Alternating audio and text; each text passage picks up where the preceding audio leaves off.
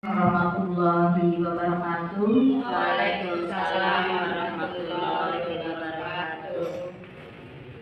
Kepada Kepala Sekolah TK Pertiwi Kalitapen yang saya hormati, kepada Ketua FGPKP Kecamatan Purwojati yang kami hormati, dan tak lupa kepada seluruh hadirin yang kami hormati pula guru TK Pertiwi Kecamatan Purwojati.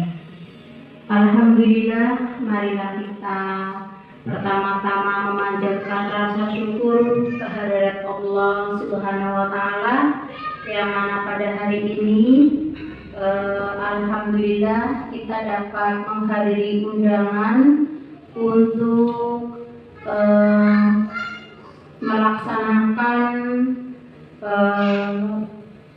pemaparan dari guru penggerak Ibu Asep Triwahyuni dengan modul 1.4 budaya positif, yaitu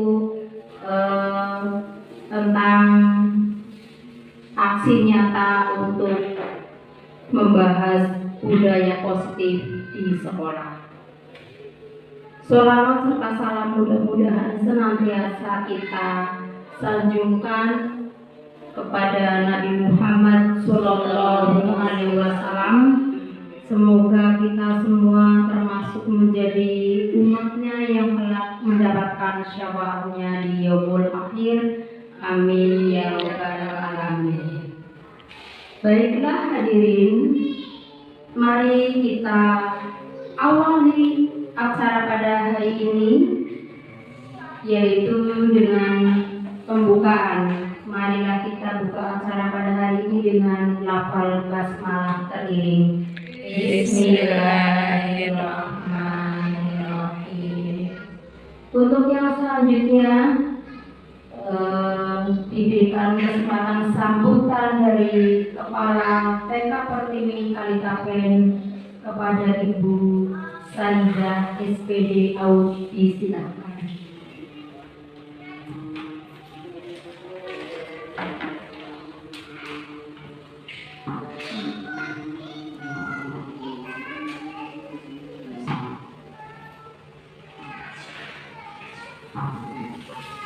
Assalamualaikum warahmatullahi wabarakatuh. Waalaikumsalam warahmatullahi wabarakatuh. Kepada rekan-rekan guru yang saya hormati, pertama marilah kita panjatkan puji syukur kehadirat Allah Subhanahu wa Ta'ala, yang mana pada hari ini kita telah memberi syafaat sehingga kita bisa berkumpul di TK Pertiwi Kalitapen. Bapak Ibu yang saya hormati, adalah kita mengikuti acara ini dengan senang dan gembira dalam acara pembahasan modul 1.4 budaya positif dalam calon guru penggerak angkatan 7. Silakan ibu-ibu semua mengikuti acara ini dengan semangat, ya Bu. Semoga tidak ada halangan apapun sampai selesai. Amin. Kiranya cukup sekian. Wabillahi taufiq wal hidayah. Wassalamualaikum warahmatullahi wabarakatuh. Waalaikumsalam warahmatullahi wabarakatuh. Selanjutnya yaitu inti akan diisi oleh calon guru penggerak angkatan 7 Ibu Asep Triwahyuni yang akan mengimbaskan tentang budaya positif di sekolah. Kepada Ibu Asep Triwahyuni SPD Audi, disilahkan.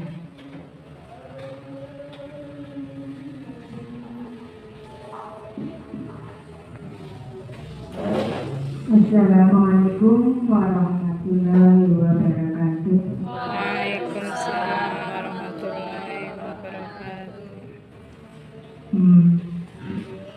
Kepada yang terhormat Ibu Kepala TK Pertiwi Kalikapen, Ibu Saidah SPD Aut, kepada Ketua FGTKP Kecamatan Purwojati, Ibu Yastuti SPD Aut, dan kepada rekan-rekan guru yang hadir di TK Pertiwi pada hari ini yang saya banggakan. Pertama-tama marilah kita panjatkan puja dan puji syukur kepada Allah Subhanahu wa Ta'ala yang telah memberikan kita nikmat sehat hingga kita dapat berkumpul pada hari ini dengan sehat tanpa halangan suatu apapun. Dan saya mengucapkan terima kasih sekali atas kesediaan Bapak dan Ibu dan undangan kami dalam acara pengimbasan modul 1.4 budaya positif yang saya lakukan. Saya sebagai calon guru penggerak angkatan 7 diberi tugas untuk melakukan aksi nyata dalam modul budaya positif ini. Selanjutnya, untuk menyingkat waktu, kita masuk ke materi aja, Ibu. Latar belakang diadakannya aksi nyata ini yaitu dalam rangka menumbuhkan dan menerapkan budaya positif pada murid di sekolah dan berupaya menciptakan motivasi intrinsik pada anak sesuai profil belajar Pancasila sehingga visi sekolah akan terwujud. Tujuannya itu mewujudkan disiplin positif peserta didik yang kemudian menjadi budaya positif. Yang kedua, mewujudkan merdeka belajar pada peserta didik mengenai keyakinan kelas. Ketiga, membentuk karakter positif pada peserta didik. Yang keempat, menumbuhkan nilai intrinsik peserta didik terhadap penanaman nilai-nilai kebajikan. Tolak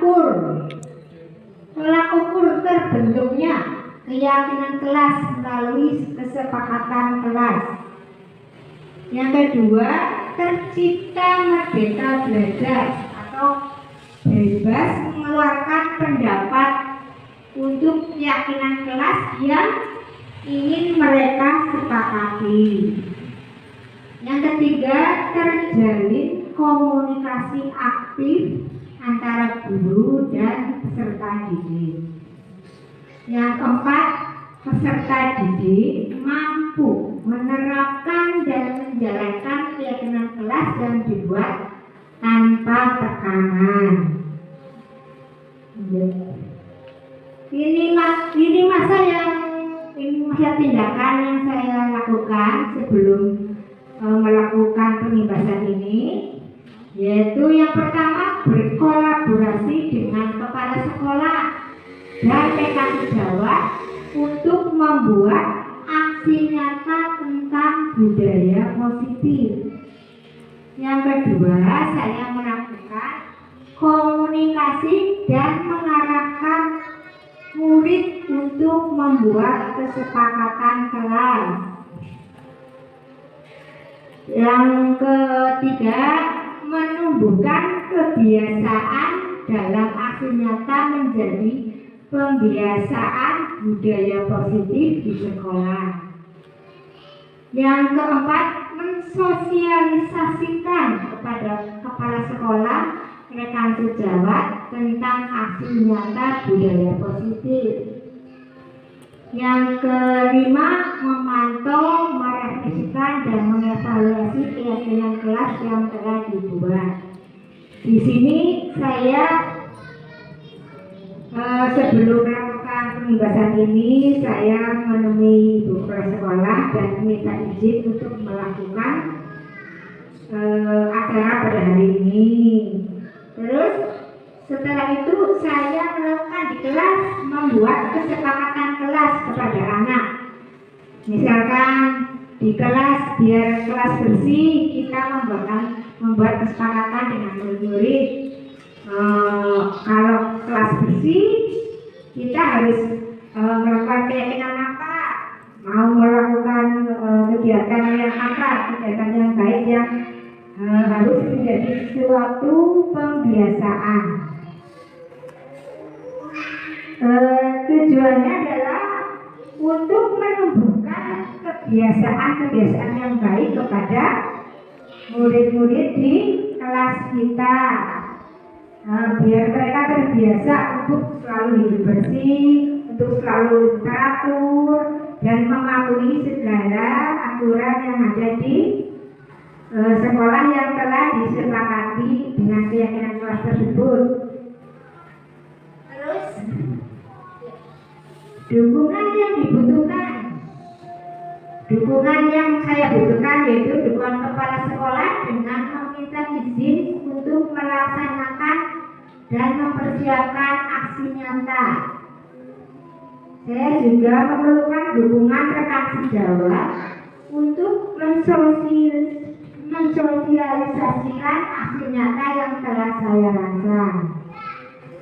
Dukungan juga saya butuhkan dari peserta didik sebagai pusat pembelajaran. Tak lupa saya juga meminta dukungan dari wali murid untuk menerapkan budaya positif tersebut tidak hanya di sekolah tapi juga di rumah, biar menjadi suatu kebiasaan yang baik dan berkesinambungan. Desiminasi modul 1 saya salam dan bahagia para guru. Mari kita saling belajar bersama, berkolaborasi mendukung demi terwujudnya disiplin positif di sekolah ini.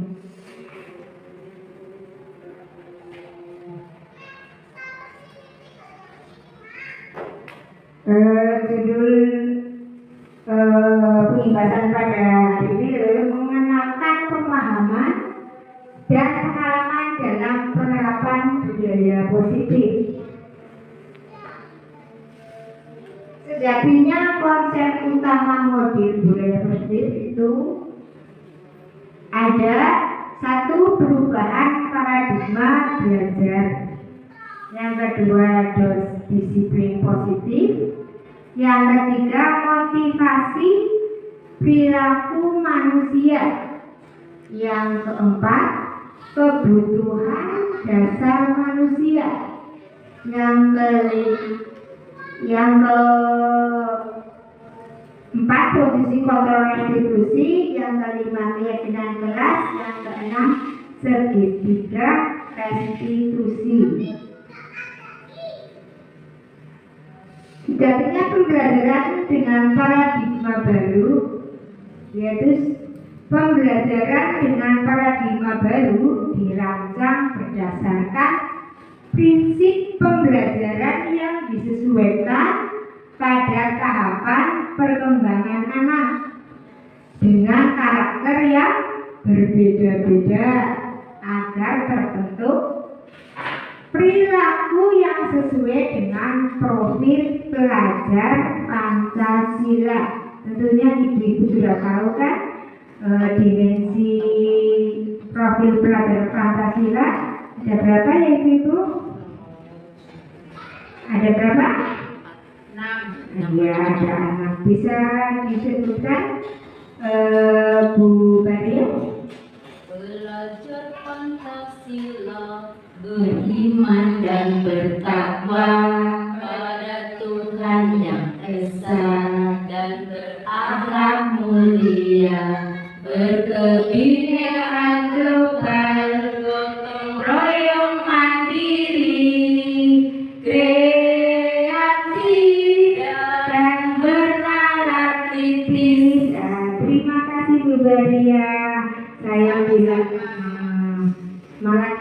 kasih lagu ya.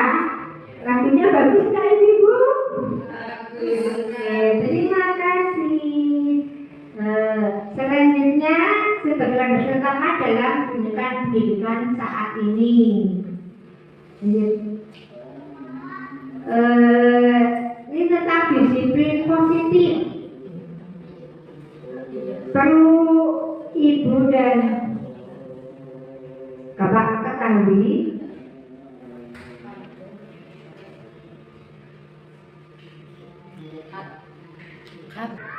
Oke, lanjut ke materi disiplin positif. Disiplin di sini yang dimaksud yaitu patuh atau takut dan tidak nyaman. Biasanya kalau kita mendengar kata disiplin, pasti di dalamnya itu ada aturan, ada harus patuh, dan juga rasa takut dan tidak nyaman. Itu biasanya yang ada dalam kata disiplin. Sebagai pendidik, kita mengharapkan agar anak berperilaku disiplin sesuai dengan nilai-nilai kebajikan universal yang diterima di lingkungan sekolah dan masyarakat.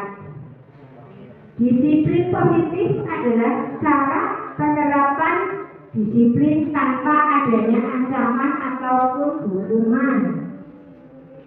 Diwujudkan dalam sebuah kebiasaan baik yang pada akhirnya akan membudaya di lingkungan sekolah hingga memunculkan motivasi intrinsik dalam diri anak. Ibu-ibu semua berarti dalam sekolahnya sudah menerapkan disiplin positif semua kan Ibu?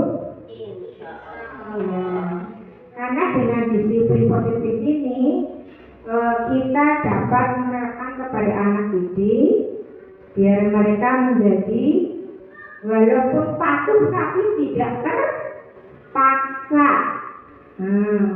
Biasanya kan biasanya kalau disiplin ada kata hukuman. Nah di situ biasanya kalau ada hukuman itu mereka itu terpaksa untuk mematuhi sebuah aturan. Tapi kalau mereka itu patuh di dalam diri mereka sendiri, mereka akan melaksanakan secara sukarela tanpa dipaksa.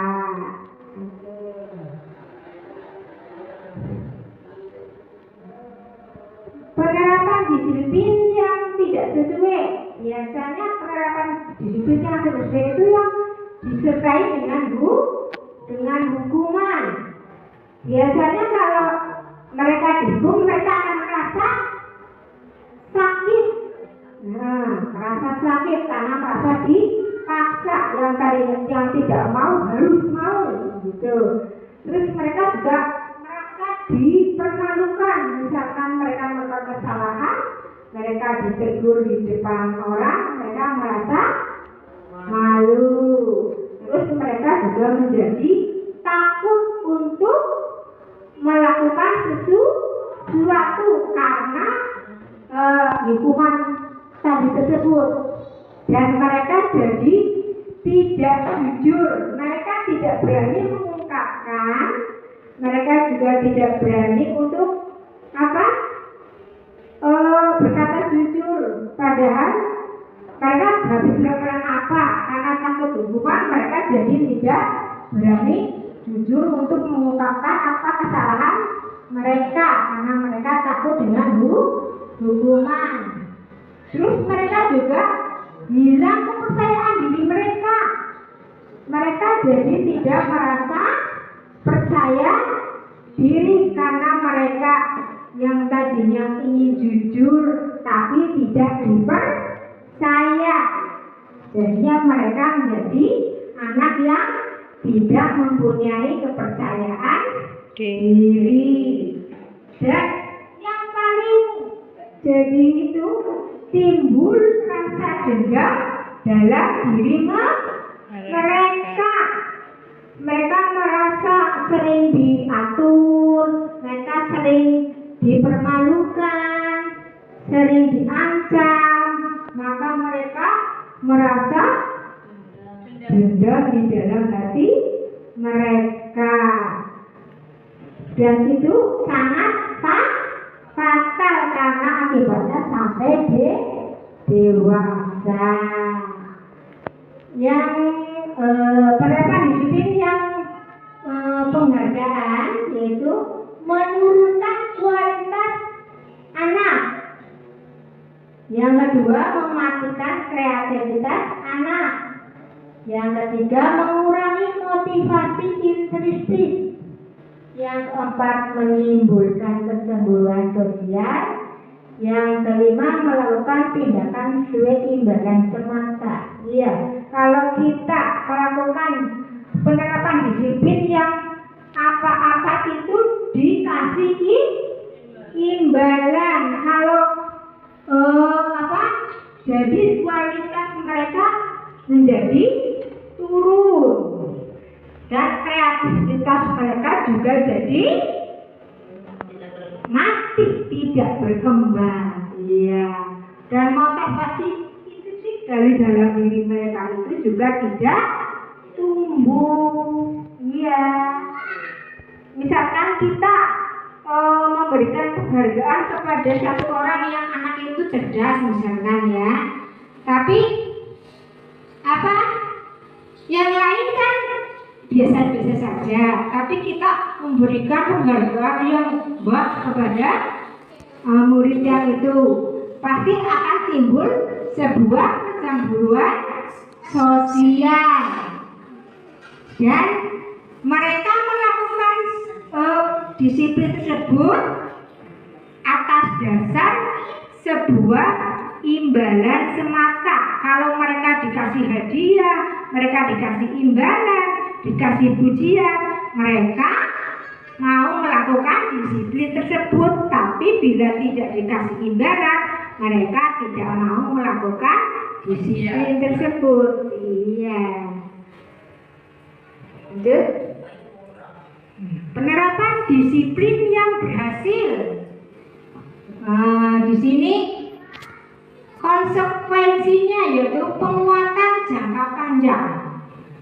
Ya, kalau kita menerapkan disiplin kita yang telah dilakukan itu berhasil, maka itunya sampai jangka panjang, sampai dewasa, terus berkesinambungan, terus stimulus atau respon, anak menghargai peraturan, ada waktu untuk merenungi kesalahan. Ini direstitusi fokus pada pemecahan masalah jangka panjang. Yang kedua, menghargai dirinya dan orang lain. Yang ketiga, pemegang kontrol diri. Yang keempat, bersemangat memperbaiki kesalahan mereka. Motivasi perilaku manusia. Bapak Ibu, motivasi adalah dorongan yang ada dalam diri agar mencapai suatu tujuan yang diinginkan. Kalau melakukan sesuatu tanpa motivasi dalam diri kita, tentu kita tidak akan tidak terdorong untuk melakukan hal tersebut. Motivasi itu adalah menghindari ketidaknyamanan dan hukuman, melakukan disiplin semata-mata karena takut dihukum, atau itu termasuk dalam motivasi ekstrinsik. Yang kedua, mendapatkan imbalan atau penghargaan dari orang lain. Terus melakukan disiplin karena sudah berpikir imbalan dan penghargaan atau motivasi ekstrinsik juga. Yang selanjutnya, menghargai nilai-nilai kebajikan diri sendiri. Dalam ini anak melakukan disiplin karena mereka sudah sadar akan nilai-nilai kebajikan. Itu yang masuk dalam motivasi intrinsik atau yang terdapat dalam diri mereka sendiri.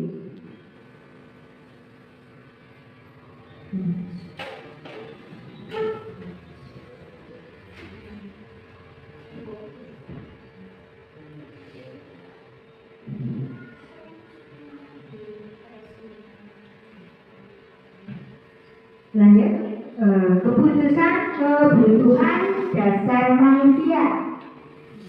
Kebutuhan dasar manusia itu ada bertahan hidup, makan dan minum, kasih sayang dan rasa diterima di lingkungan keluarga, teman dan masyarakat di mana dia bergabung. Yang ketiga, penguasaan keinginan untuk mendapatkan pengakuan, cenderung ingin menjadi pemimpin, biasanya sistematis dan kecewa jika melakukan kesalahan. Yang keempat, kebebasan upaya mandiri dan mampu mengendalikan arah hidup, melakukan apa yang kita senangi dengan totalitas dalam mengerjakannya. Lanjut, pendekatan restitusi, upaya untuk menanamkan disiplin positif pada murid. Yaitu di sini kita akan bicara tentang restitusi, arti dari restitusi.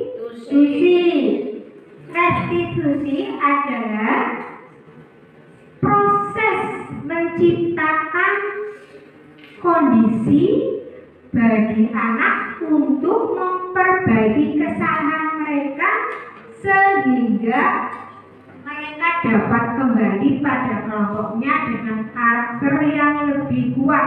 Intinya restitusi itu adalah upaya perbaikan dalam diri mereka untuk memperbaiki kesalahan yang telah mereka lakukan hingga dapat memperbaiki kesalahan mereka dan mereka dapat melakukan yang lebih baik lagi. Ciri-ciri restitusi bukan menebus kesalahan tapi memperbaiki kesalahan. Iya. Terus sebuah tawaran, bukan paksaan. Iya, kalau restitusi itu bukan paksaan, tapi tawaran. Mereka mau berubah apa tidak tergantung anaknya. Ya, mereka mau berubah apa tidak. Menguatkan dan fokus pada solusi. Mengarahkan untuk mengenal diri. Fokus pada karakter, bukan tindakan. Yuk. Penerapan dalam restitusi. Contoh kasusnya misalkan merebut makanan. Contoh kasus misalkan merebut makanan teman. Ya, biasanya kan terjadi kan dalam makan bersama banyak anak yang berebut makanan karena mungkin makanannya tidak seenak makanan dilihat temannya. Mereka jadi ingin makanan temannya tapi tidak dengan cara yang baik, cara memintanya. Dalam restitusi itu guru menanyakan keyakinan kelas dan membantu anak menyelesaikan masalah. Guru terbuka dan anak menghargai diri serta orang lain. Konsekuensinya, guru memberikan konsekuensi untuk mengganti makanan teman, karena tadi kan makanan temannya direbut oleh temannya lagi itu. Konsekuensi gurunya harus apa? Tadi mengganti makanan yang direbut oleh temannya. Guru juga harus tegas dan siswa harus taat akan aturan. Hukuman, guru menghukum anak berdiri dengan satu kaki. Kalau hukuman seperti itu biasanya baik apa tidak, Ibu? Iya. Biasanya anak menjadi jerat, tapi mereka tidak merasa nyaman dan merasa takut. Restitusi yang guru emosi dan siswa menjadi takut. Biasanya kita kalau menghadapi anaknya rebel, anaknya bandel, anaknya tidak nurut kepada keinginan kita, biasanya kita sering emosi, dan biasanya siswa menjadi takut, tapi bukan karena takut apa, tapi mereka takut karena gurunya galak. Iya, biasanya kalau gurunya galak murid. Ya, lanjut. Posisi kontrol restitusi. Nah, ini kasus dalam realia di dalam kelas. Ini kalau yang penghukum, biasanya anak-anak itu harus taat, harus mengharuskan guru taat kepada peraturan yang tadi itu berdirilah contohnya dengan penghubung dengan berdirilah dengan satu kaki di depan, misalnya guru. Kalau ada anaknya melanggar peraturan, restitusi yang membuat rasa bersalah. Contohnya, misalkan guru berkata, harus berapa kali guru bilang, apa kamu tidak kasihan sama bu guru? Dimarahi kepala sekolah, misalkan seperti kayak gitu. Nah, terus yang teman, misalkan ada ayolah duduk, misalkan guru yang melakukan itu dengan itu teman misalkan guru berkata, ayolah duduk yang rapi dan kerjakan tugas dengan baik. Kali-kali jangan diulangi kembali ya. Biasanya guru yang seperti ini biasanya sangat disenangi oleh murid karena mereka nyaman dengan guru yang biasanya mereka menuruti apa yang diinginkan oleh anak. Iya, mereka biasanya tapi membuat anak menjadi tidak mandiri. Ya, guru pemantau biasanya peraturan sudah kamu langgar dan konsekuensinya kamu tidak istirahat. Itu contoh untuk guru pemantau. Untuk guru yang sebagai manajer, biasanya guru sebagai manajer itu yang diidam-idamkan oleh semua guru. Iya, karena dalam posisi manajer ini mereka itu sudah sebagai teman juga sebagai manajer juga. Misalkan contohnya, sudah tahukah apa kesalahanmu? Upaya apa yang akan kamu lakukan untuk memperbaiki kesalahan tersebut? Ya, mereka bertanya kepada murid-muridnya bila murid-muridnya melakukan kesalahan. Mereka tidak menghukum secara fisik, mereka juga tidak membuat anak merasa bersalah, malu. Terus di sini kalau di posisi manajer ini biasanya campuran dari guru yang bersikap sebagai teman, sebagai pemantau, dan itu komponen dari guru yang manajer sebagai manajer. Lanjut. Keyakinan kelas, ya. Peraturan kelas bedanya dengan keyakinan kelas. Peraturan kelas itu biasanya dibuat oleh kepala sekolah dan guru. Untuk apa peraturan kelas itu? Untuk mengatur anak didik. Di dalam peraturan kelas itu ada unsur tekanan, paksaan lah ya.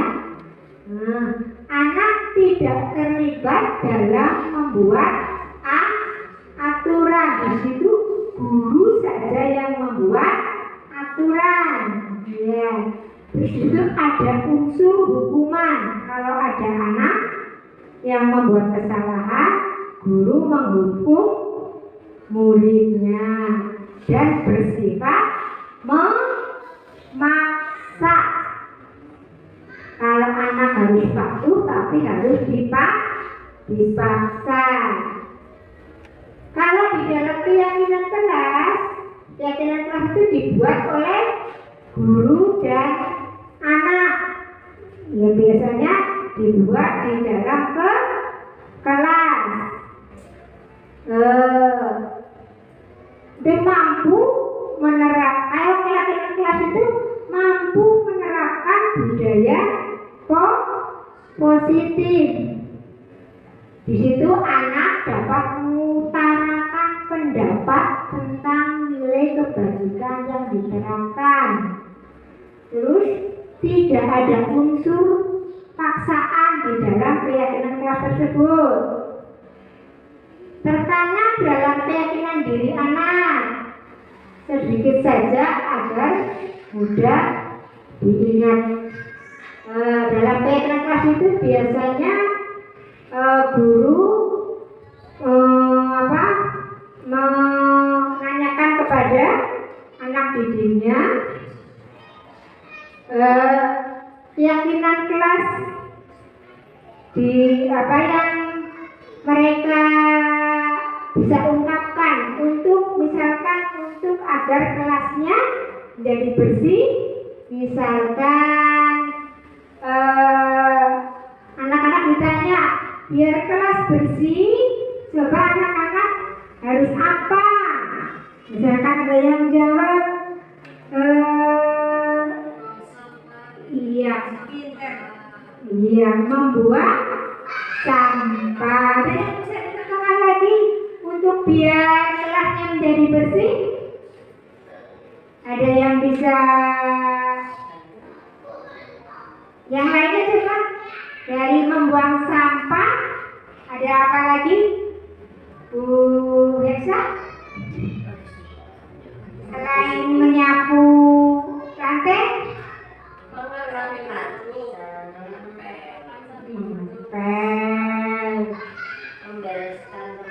membereskan tempat duduk. Terus mungkin ada lagi membereskan mainan. Iya, betul hari. Ini kegiatan membuat keyakinan kelas yang saya lakukan kemarin. Di situ saya membuat keyakinan kelas dengan kepala sekolah, dibantu oleh kepala sekolah. Di situ anak-anak diberi untuk mengungkapkan pendapat mereka tentang menjaga kebersihan kelas. Di situ mereka, guru sudah menanyakan apa saja yang mereka ungkapkan, terus ditulis di kertas yang guru tempel. Di situ ada empat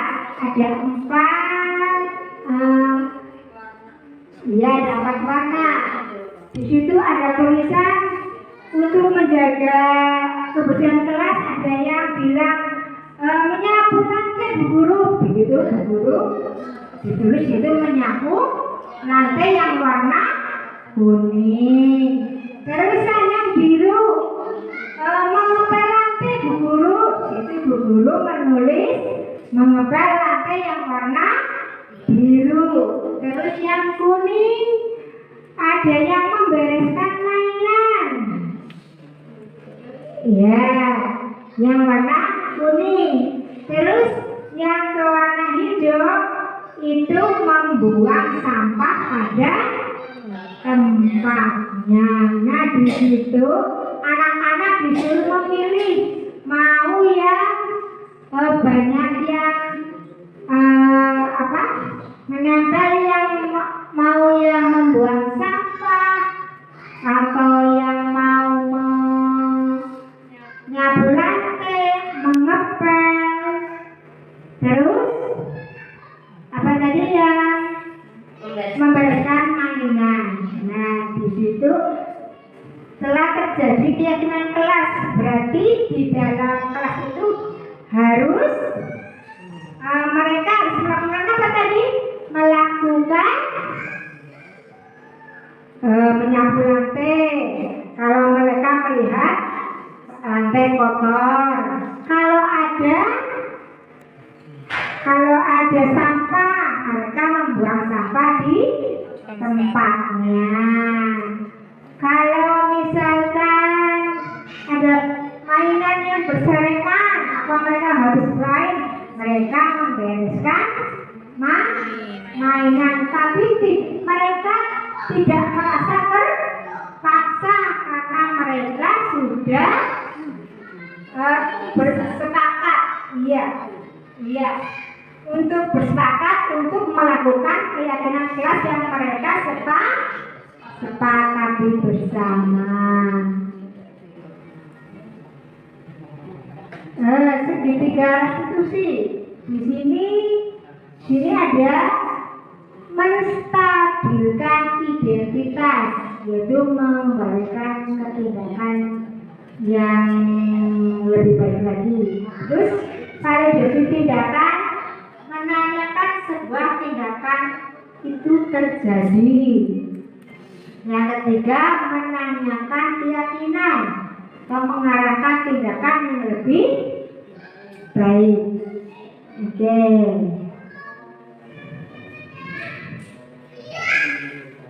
Ini contoh kasus yang telah saya lakukan yang di sekolah saya, yaitu contoh kasus pertama, saya menemukan kasus anak yang berkelahi dengan teman.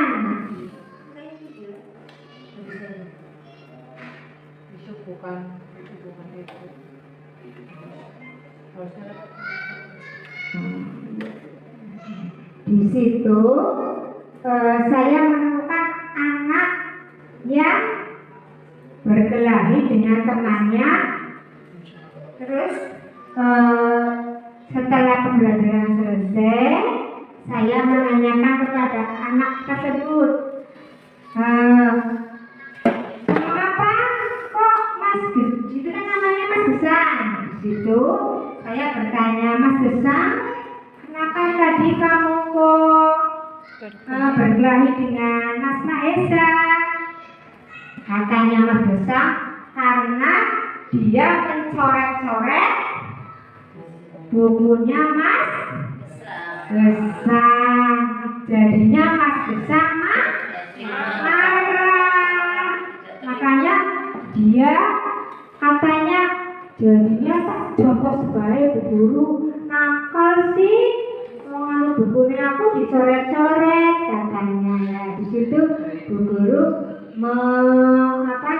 menasehati untuk tidak mengulangi kesalahan tersebut, dan Mas Gesang meminta maaf kepada Mas Mahesa, dan itu juga Mas Gesang berjanji untuk tidak mengulangi kesalahannya kembali bila untuk esok harinya. Untuk kasus yang kedua yang pernah saya alami yaitu membuang sampah di bawah meja. Anaknya itu membuang sampah di bawah meja. Di situ anaknya saya panggil, terus saya tanyakan, Mbak Eksa, tadi waktu mau masuk kelas itu kok kamu kok membuang sampah di dalam kelas, kenapa sih? Guru tanya sama Eksa. Iya Bu Guru, tadi Eksa itu buru-buru karena waktu masuk sudah tiba, jadinya sampahnya dibuang di bawah meja, takut ketinggalan pelajaran katanya. Nah di situ Bu Guru juga mengingatkan bahwa membuang sampah itu perbuatan yang tidak baik karena mencemari lingkungan, juga mengotori kelas. Dan di situ juga saya memahami alasan Mbak Esa karena membuang sampah di bawah meja, dan juga saya mencontohkan bahwa kalau ada sampah harus dibuang di tempat sampah.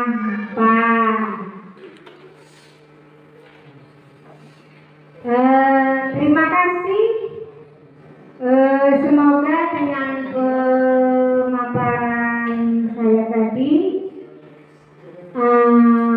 Bapak Ibu semua memahami apa yang telah saya lakukan. Bapak dan Ibu, apakah ada yang perlu ditanyakan? Terima kasih atas waktunya yang telah diberikan kepada saya, dan semoga apa yang telah saya sampaikan tadi ibu-ibu dapat memahaminya dan menerapkannya di sekolah masing-masing. Terima kasih. Akhir kata, wassalamualaikum warahmatullahi wabarakatuh. Waalaikumsalam warahmatullahi wabarakatuh. Demikianlah ibu-ibu pemaparan dari Ibu Asep Triwahyuni. Mudah-mudahan ilmunya dapat kita terapkan semua di sekolah kita. Amin ya robbal Amin. Nah, ibu-ibu, di ujung acara ini kita tutup dengan lafal hamdalah teriring. Alhamdulillahirabbil alamin.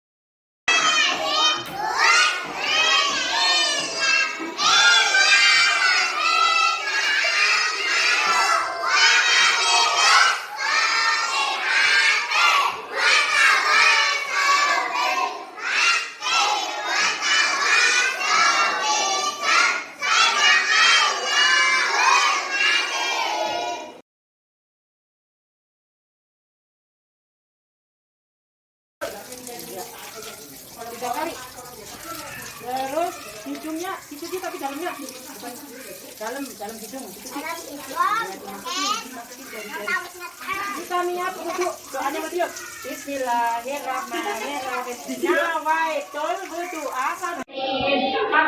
Bismillahirrahmanirrahim. Alhamdulillahirabbil alamin. Arrahmanirrahim. Maliki yaumiddin.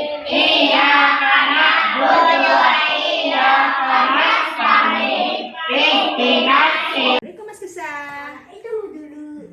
Selamat pagi. Nah, tunggu dulu. Sekarang hari ini Mas Gesang sehat kan? Ya, Sehat, udah makan? udah. Oke. Sekarang Bu Guru mau tanya sama Mas Gesang. Kemarin Bu Guru lihat Mas Gesang itu kok berkelahi sama Mahesa, kenapa sih? Kenapa coba? Ada nulis dicolek-colek. Oh, si Mas Gesang lagi nulis dicoret-coret sama Mahesa. Terus lagi warnain dicolek. Oh, terus jadinya Mas Gesang marah. Oh lah, Nggak marah. iya. Tapi kok itu Mahesa nangis, kenapa? Yuk diapain sama Mas Gesang ya kemarin yuk? Digeluti. Digeluti sama Mas Gesang. Apa Mahesa yang geluti sama Mas Gesang? Biasa digeluti aku dulu kan langsung Terus dijotos sama Mas Gesang. Anak Mas Iya. Gesang marah itu ya? Ya, Oh iya. Kalau jotos teman itu perbuatan baik nggak? enggak. Nggak baik. Oke. Kan nanti temennya nangis sih. Dijotos sakit nggak? Kalau Mas Gesang dijotos sakit nggak?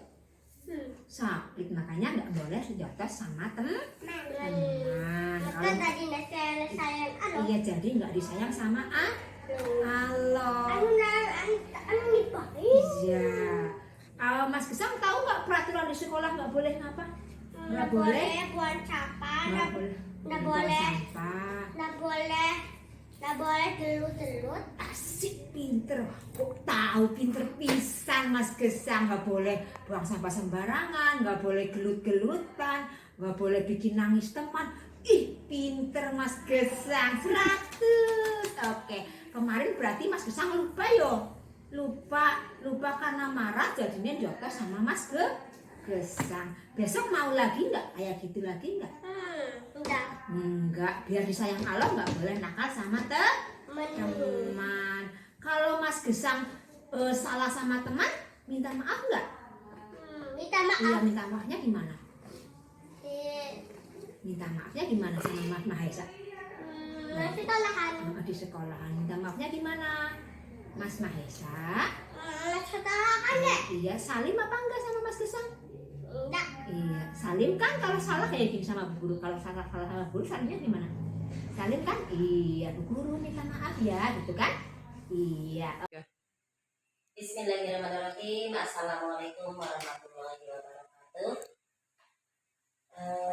Yang saya hormati teman guru sama guru penggerak angkatan 7 Kabupaten Banyumas. Yang saya hormati teman kepala sekolah.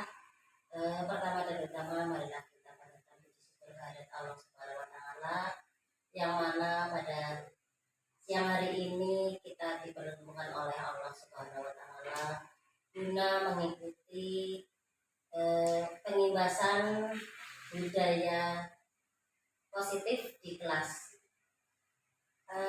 Alhamdulillahirrahmanirrahim, Ibu Asep dengan baik, kemudian bisa dipahami oleh kita semua.